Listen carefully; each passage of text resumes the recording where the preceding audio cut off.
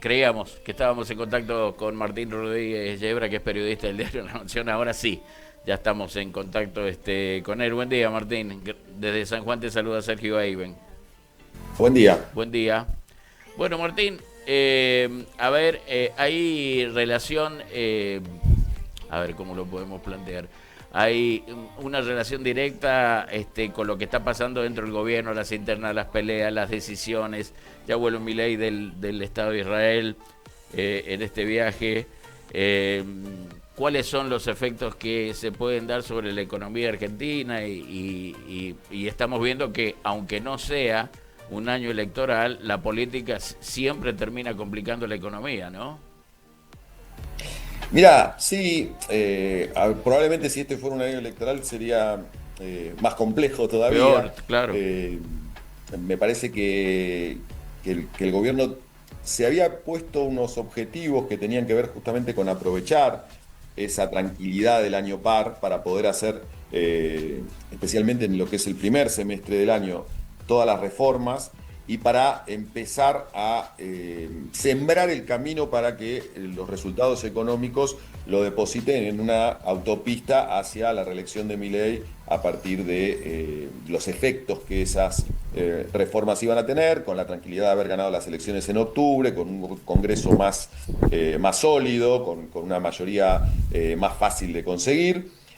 Pero lo que pasó, lo que se está empezando a visualizar en estos meses es que los resultados no se están alineando a la teoría con la que, con las previsiones que el gobierno había hecho para este primer semestre de 2026. Y eso está empezando a generar un nerviosismo que conecta con la inminencia, porque lamentablemente la Argentina es así, la inminencia del año electoral. O sea, porque lo que se empieza a visualizar es que ese camino hacia las elecciones no va a ser una autopista vacía, sino un camino de ripio, complejo, donde hay ganadores y perdedores, donde el gobierno va a tener que dar batalla, va a ser complejo.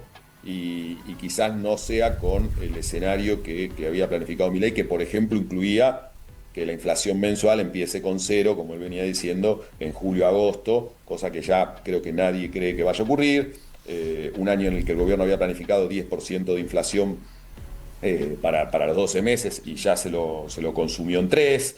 Es decir, el gobierno empieza a asumir la idea de que, bueno, de que vienen meses complicados y eso empieza a generar dinámicas complejas también en lo Sí, interno. claro. Hay un nerviosismo que se transmite hacia afuera en las batallas cotidianas, que incluyen al periodismo, pero no Eh, solo.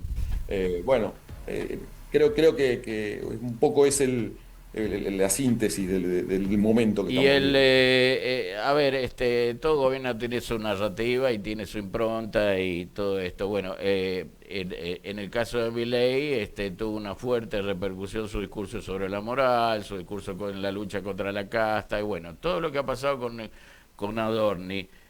Lo golpea, y si lo golpea, ¿en qué franja de la sociedad lo golpea? Porque uno de los argumentos del gobierno es que quien lo golpea es el peronismo, que justamente dicen que no tiene autoridad como para tocar justamente estos temas, ¿no?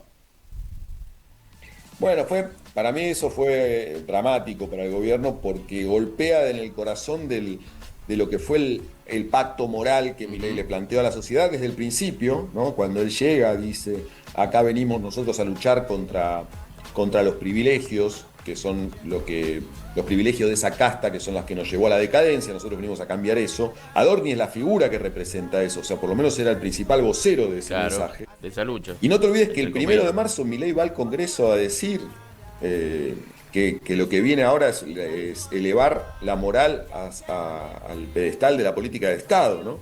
Y 2 o 3 días después empieza esta crisis del principal ministro del gobierno, el jefe del gabinete, teniendo que todos los días, bueno, ver cómo se descubre algún dato nuevo vinculado a su patrimonio, a su tren de vida, que no tiene una explicación, que no quiero acusarlo ni decir que sea No responsable hay de ningún lógica. delito, pero lo que es indudable es que no ha dado ninguna explicación.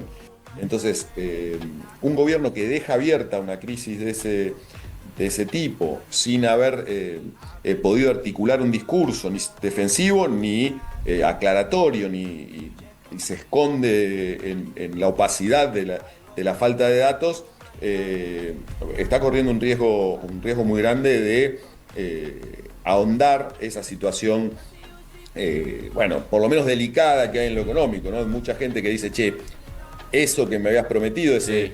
ese crecimiento que me habías prometido, esa tierra prometida después de cruzar el desierto que me decías que estábamos a punto de alcanzar, yo no la veo.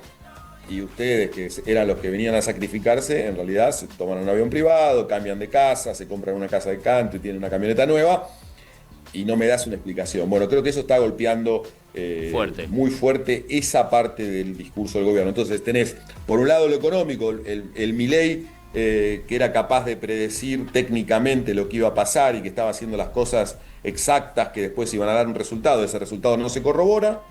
Y el Milei moral, que venía a terminar con los privilegiados, de repente se encuentra rodeado de gente que por lo menos no puede explicar cómo consiguió su bienestar actual. Entonces, las dos situaciones ponen al gobierno en un lugar incómodo, como ¿Y mínimo la, incómodo. y la pelea entre Karina Milei y Santiago Caputo? Mira, es importante por el valor simbólico que tiene para ellos, para los libertarios, la esfera de Twitter, ¿no? Ajá. Y la relevancia que le daban a esos comunicadores como el Gordán, ¿no? Que ahora Sí. aparece dando la pelea contra el sector de Karina Milei. No se animan a cruzar la barrera de atacar directamente a Karina Milei, pero atacan a Pareja, que es un delegado De ella. indudable de Karina Milei en el armado de la provincia de Buenos Aires. Hay un reclamo de posiciones de poder que no han sido satisfechas para ese sector, pero detrás de todo esto no tengas ninguna duda que está esa batalla irresuelta entre Santiago Caputo y Karina Milei. Batalla que sí está resuelta, evidentemente, porque Karina Milei siempre va a ganar esa batalla, porque Milei nunca la va a sacar del gobierno y nunca va a tomar decisiones que contradigan de lleno lo que ella quiere. Ahora, todavía Milei no da el paso que yo creo que muchos de los seguidores de Karina Milei están esperando, de habilitar la salida de Santiago Caputo del gobierno, y con él de toda la estructura de poder que él construyó. Entonces me parece que todavía hay un equilibrio muy inestable.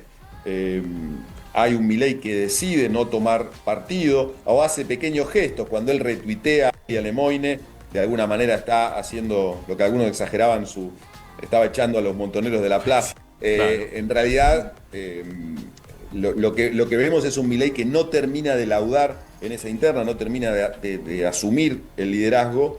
El liderazgo lo lleva Karina Milei, y está claro que quien lidera el gabinete, el gobierno, es Karina, pero tiene como esa piedra en el zapato que es el sector de Santiago Caputo y los pibes de las redes, a los que no terminan de echar y que ahora además se le animan y los torean en redes. Es una situación que, si vos me preguntás a mí, yo creo que a la larga tiene que terminar en laudo y en que solo quede un sector, pero estamos todavía, me parece, muy, Estamos muy lejos lejos de ese todavía. punto. Claro, así es.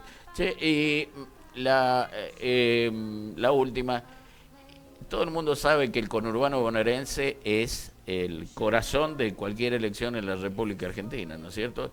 También las grandes, las provincias con mayor cantidad de habitantes, ¿no? Pero en algunas la economía viene la reactivación muy lenta, te lo dijo el propio Milei, ¿no es cierto? ¿Qué solución puede haber para contener el conurbano bonaerense? No imagino un plan platita per se, Ajá. pero de alguna forma sí, y eso están hablando los principales actores del gobierno de cómo conseguirlo.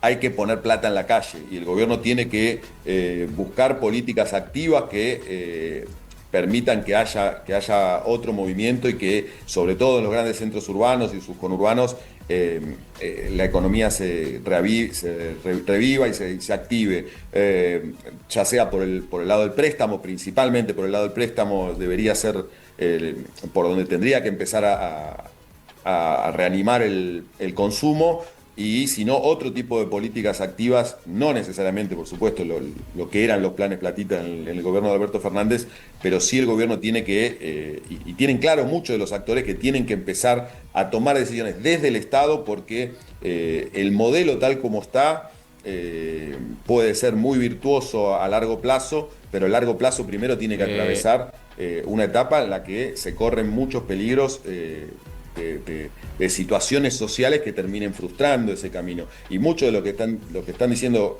economistas que apoyan claramente al gobierno y lo que está diciendo el Fondo Monetario Internacional y los organismos, los inversores internacionales es, bueno, hay que conseguir, o el gobierno tiene que conseguir, que el riesgo social no termine siendo un obstáculo para que el plan progrese. Y eso implica, de alguna forma, atender al conurbano bonaerense principalmente, de base, y a los centros urbanos que son donde están los perdedores del modelo. Y yo creo que ese es el gran desafío, el gran nudo que tiene que desatar el gobierno de acá a las elecciones, porque además ahí es donde están los votos y ahí es donde puede el gobierno correr riesgo de perder las elecciones si es que de algún modo se organiza la oposición que hoy está tan desarticulada. Así es. Martín, muchísimas gracias por el contacto, muy gentil. Compañera de emociones, ondas que llegan. 89.3 desde San Juan, la radio de la opinión pública.